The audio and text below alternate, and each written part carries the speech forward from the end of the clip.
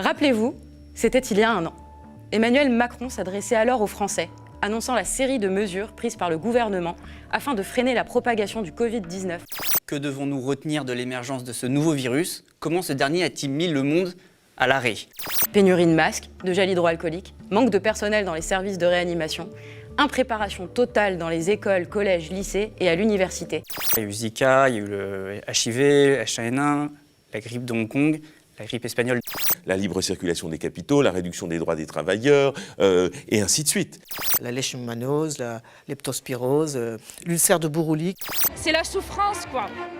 Mais aussi MERS, le Nipah, Zika, Chikungunya. Et je peux allonger la liste longue comme ça.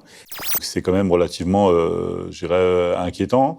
On se rend compte que beaucoup de gens sont surpris. Tiens, la flexibilité du marché du travail, ça ne profite pas aux emplois précaires. Tiens, la baisse de l'ISF, ça n'a pas permis l'investissement. Il y a des gens qui sont toujours surpris. Les femmes, ce sont les grandes oubliées du Covid et du confinement. Ce sont celles qui soignent, ce sont celles qui nettoient, ce sont celles qui encaissent nos achats. En musique et en dansant, le monde de la culture crie son désarroi devant l'impossibilité de pouvoir travailler et d'avoir un salaire décent. Bien plus que l'islamo-gauchisme en réalité dans les universités, le problème principal aujourd'hui, c'est justement la précarité économique chez ces jeunes.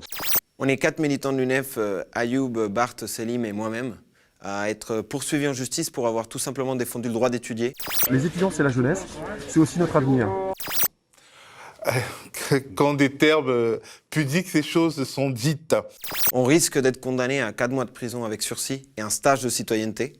800 € de dommages et intérêts pour préjudice moral et 300 € de préjudice esthétique. Donc il faut marquer le coup, il faut montrer aux étudiants, à notre jeunesse, que nous sommes derrière eux. On trouve ça purement et simplement scandaleux, alors que c'est eux qui ont fait le choix, en réalité, de nous empêcher de défendre les étudiants et étudiantes. Je pense qu'ils l'ont fait avec beaucoup de plaisir. Nous voulons apporter notre aide. Notre devise en CRS, c'est servir. Il y a un véritable acharnement envers les militants combatifs. Ça permet de se faire une idée sur la véracité justement des propos qui sont avancés par les policiers. Ce qui rassemble toutes ces personnes, c'est qu'ils sont victimes du modèle économique tel qu'il est appliqué depuis 30 ans. On a fait en sorte de transférer des outils de puissance publique au privé. Quand on regarde le programme de Macron, c'était clairement écrit. Il fallait juste un petit peu réfléchir.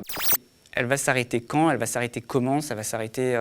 c'est quoi la solution? Comment on peut faire aujourd'hui? Parce qu'on a un peu l'impression qu'on est démunis.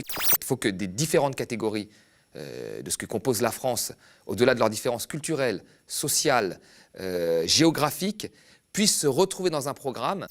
Vous regardez le premier numéro, à contre-courant, le reportage des luttes locales. La manière de raconter l'économie, la manière de raconter la politique est extrêmement importante. C'est une épicerie entièrement autogérée que Claude, socio du média, nous fait découvrir. C'est pas une déclaration comme ça, vous voyez, de baba cool qui dit « Ah, la nature, c'est bon ». Il n'y a pas l'Assemblée générale qui décide, mais il y a des hommes et des femmes qui prennent des responsabilités de façon horizontale. Remettre dans l'espace de la délibération collective des tas de choses qui en ont été sorties. Si on prend les bonnes mesures, eh bien c'est du gagnant-gagnant. La liberté, ça engendre la responsabilité. C'est le point de départ d'un chantier immense. C'est repenser globalement tout. Voilà. Donc, comme rien n'est acquis, on a besoin effectivement de la contribution de chacun. Donc, n'hésitez pas à partager sur les réseaux sociaux.